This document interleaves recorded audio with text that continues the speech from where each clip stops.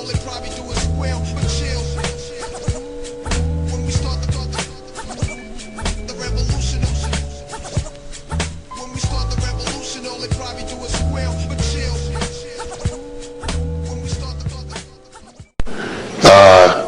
we're talking again about why study history. So a lot of people think history is just a study of dates, you say, and reading information of things that happened in the past.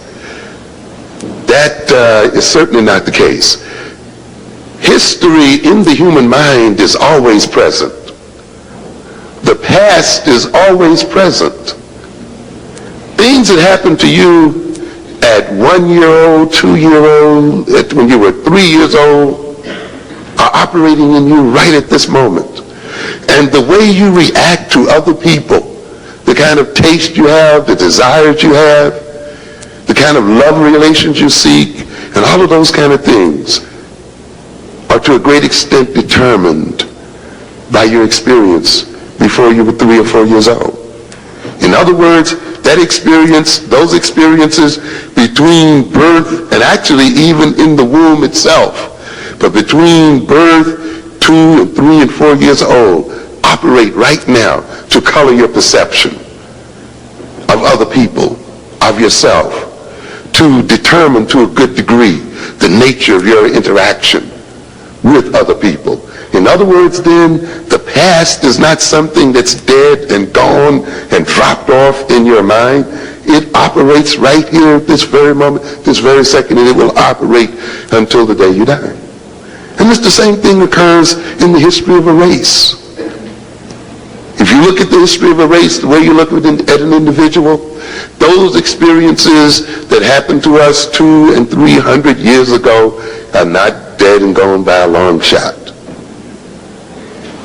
The ways we relate to other people, many of our political goals today, many of our social goals right now, many of the things that we desire to achieve as a people come from our experience during slavery.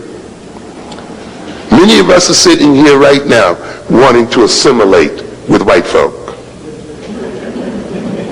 wanting to be one. Many of us are struggling with feelings of inferiority and all of those kinds of things. Where did you think that started? You think it started here today? It started as soon as we hit the shores of this country.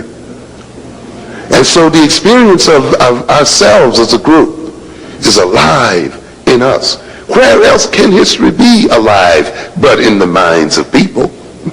If people were not in existence, what would be the point? We wouldn't even have to be discussing history. Another indication of the importance of history, of course, is the fact that those who rule over us and those who dominate us have worked very hard at distorting our history and at hiding our history from us and at falsifying our history. So if history were not that important to everyday life, to real life, and to concrete activities, why then has this nation and the people who rule it worked so hard to destroy African history? Why are they resisting the inclusion of African history and African culture in the educational structure if they think that inclusion is purely harmless from their point of view, you see?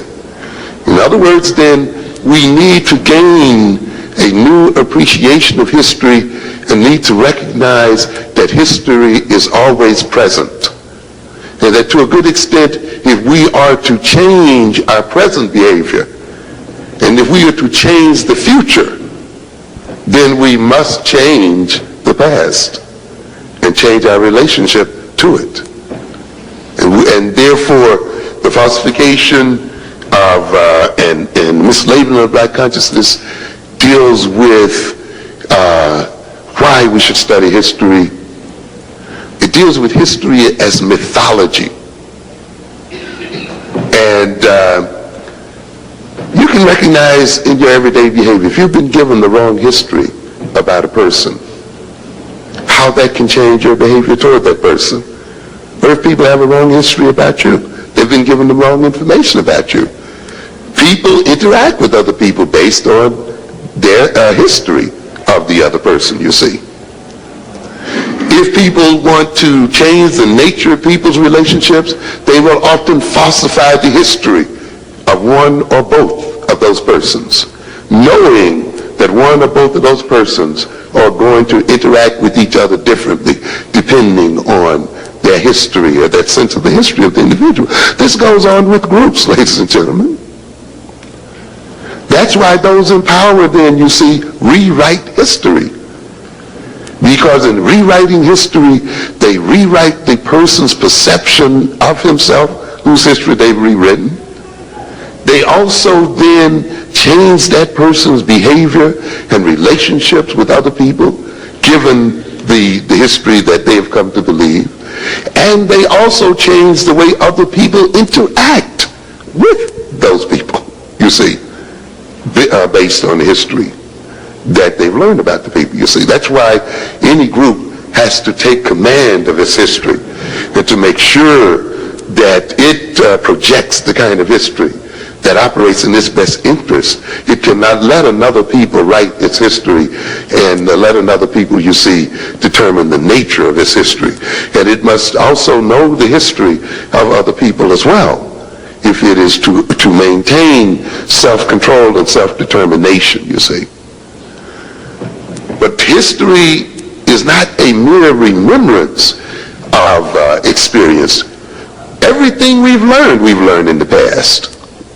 You know, if you've learned to talk, you've learned to walk, and any other thing, you've learned it when? Not today. You learned it years ago.